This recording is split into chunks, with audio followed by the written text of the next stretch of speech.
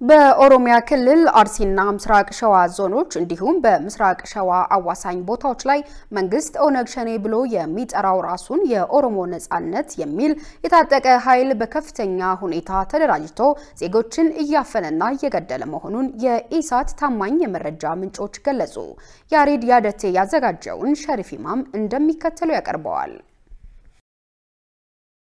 ምስራቅ ሸዋ ዞን የጸጥታ ችግር ካለባቸው የኦሮሚያ ዞኖች መካከል ከአራቱ የወለጋ ዞኖች ቀጥሎ የሰው ልጅ ሰብአዊ መብቱ ተነፍጎ መታፈን፣ መገደል፣ መደፈርና መዘረፍ የመሳሰሉ ወንጀሎች በጠራራ ፀሐይ የሚከናወንበት ዞን ከሆነ ውሎ አድሯል ሲሉ የአካባቢው ነዋሪዎች በምሬት ይናገራሉ። በዞኑ የአዳማ ወረዳ፣ ቦሰት ወረዳ፣ ፈንታሌ ወረዳ፣ ሊበን ወረዳ፣ ዱግዳ ወረዳና ቦራ ወረዳ የታጠቁ ኃይሎች በአሁኑ ሰዓት በአዲስ መልኩ ተደራጅተው ስልጠና እየወሰዱ ቢሆንም የአካባቢ አመራር አካላት ዝምታቸውን የመረጡት ምክንያት አልገባንም። መንግስት ይህንን ጉድ የሚያውቅም አይመስለንም። እኛ አሁን ቁጭ ብለን ሞታችንን ከመጠባበቅ ባለፈ ምንም አይነት አማራጭ ስለሌለን ምናልባት የሚረዳና የሚሰማን አካል ካለ ድምጽ እንድትሆኑ ሲሉ ማንነቱ ለደህንነቱ ሲል እንዳይጠቀስ የፈለገ የአካባቢው ነዋሪ ገልጿል። ባሌ ኡፉራ ዲካ ጀሞ ካራ ይፈታ እነዚህ አካባቢዎች ላይ ያሉ ነዋሪዎች በሙሉ በሚባል መልኩ ለቀዋል። ወደ ከተማ ገብተዋል። ምክንያቱም ወገዳ እንግዲህ ያና ብራምቱ ስለተለቻቸውና ያለው የመልካም አስተዳደር ችግር ነው ከአካባቢው እንዲለቁ ያደረጋቸው። ቡድኑ በአርሲ ዞን የምስራቅ ሸዋ አዋሳኝ አካባቢዎች ውስጥ ከፍተኛ የማሰልጠኛ ቦታ እንዳለ የጠቀሱት የአካባቢው ነዋሪዎች አይነታቸውም ራሱ ሁለት መሆኑና አንደኛው በአካባቢው በሌብነትና በከፍተኛ ወንጀል ሲፈለጉ የነበሩ የአካባቢ ወጣቶች መሆናቸውን እንዲሁም የነጻነት ጦርነት የሚሉ ደግሞ መኖራቸውና ሁለቱም እርስ በርስ እንደሚዋጉ በመካከሉም ማህበረሰቡ እየተጎዳ መሆኑን ጠቅሰዋል። በአካባቢ ወጣቶች የተደራጁ ቡድኖች ቤት ለቤት እየሄዱ አፈናና ግድያ መፈጸማቸውንም ገልጸዋል።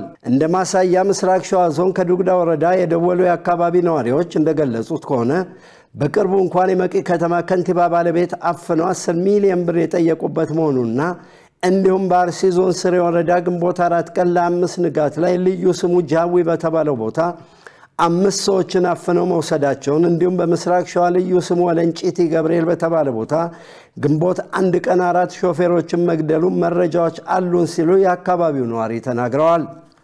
መቂ ላይ ያው ሁለት ሰዎች በባንደፉ አከባት ምናምን ተገለዋል። እናትና ልጃቸው ከተማ ውስጥ ገብተው እንደተገደሉ ሰማሁ። እንደገና ደግሞ እዛው አካባቢ ላይ ጥበቃ ሲሰራ የነበረ ታዳጊ ወስደው እንደገና መልሰው እዛው ስራ ቦታ ላይ እንደገደሉት ነው እና የከንቲባው ሚስት ከዛ አካባቢ እንደተወሰደች ነው የሰማነው። ሰሞኑን ወደ ሁለት እናትና ልጅ መገደላቸውን አውቃለሁ።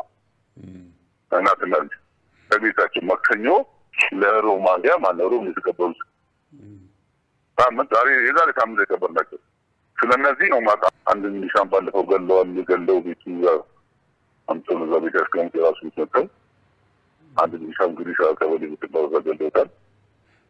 እንግዲህ በየቀኑ ሰው ይስካሉ ይመለሳሉ ይስካሉ ገንዘብ ይቀበላሉ። እንግዲህ ሀይባ የላቸው እንዴት ማስቆም እንዳደረጋቸው ማለት ነው። በአርሲ ዞን ስሬ ወረዳ ባለፈው ሳምንት በጉዞ ላይ የነበሩትን የአካባቢ ማህበረሰብ ልዩ ስሙ ቀለጣ በተባለ ቦታ በማፈን ገሚሶችን የለቀቀ ሲሆን ከታፈኑ መካከል ሰርጎ 4 ቀን የቀረውን ወጣት በመግደል አስከሬኑን ለጅብ ማስበላታቸው መዘገባችን ይታወሳል። ጥበቃ የተደረገበት የነበረ ቦታ ነበር። ከአዳማ ወደ ስሬ ሲመጡ የነበሩ ወጣቶች ታግተው ተወስደዋል። እንደዚህ ያው ባለፈው ስሙን ዮሐንስ አበራ ይባላል ተገሏል። ምክንያቱም ከዚህ በፊት በተደጋጋሚ እዛ ቦታ ላይ ሽፍቶች እየተቀመጡ ሰዎችን እያገቱ በሊቀበሉ ነበረ። አሁን ላይ እዛ አካባቢ ላይ ጥበቃ ነበረ። በ19 እና በ20 ግን ጥበቃው ተነስቶ ነበር ከቦታው። ከዛም በኋላ በሳምንቱ ከዛው አካባቢ ላይ አሁንም ወደ ትሬና የሚመጡ መኪኖችን አግተው 6 ሰዎች ወስደዋል።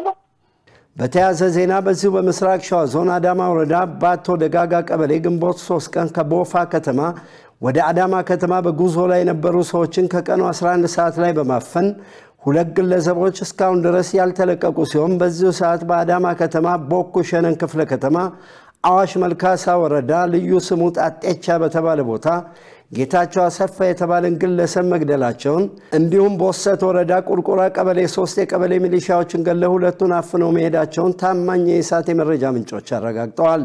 ምስራቅ ሸዋ ዞን በቅርቡ የዞኑ የፖሊስ አዛዥ ለኦነግ ሸኔ ትጥቅ ለማቀበል ሲሉ በፌደራል ኃይሎች ተይዘው በአሁኑ ሰዓት ምንም አይነት እርምጃ ሳይወሰድባቸው በስራ ገበታቸው ላይ የተመለሱበት ዞን ነው። በዞኑ በአሁኑ ሰዓት የኦነግ ሸኔ ኃይል በከፍተኛ ሁኔታ እየተደራጀ መሆኑን ዜጎች ቢገልጹም ምንም አይነት እርምጃ ለመወሰዱን የኢሳት ታማኝ የመረጃ ምንጮች እየገለጹ ይገኛሉ።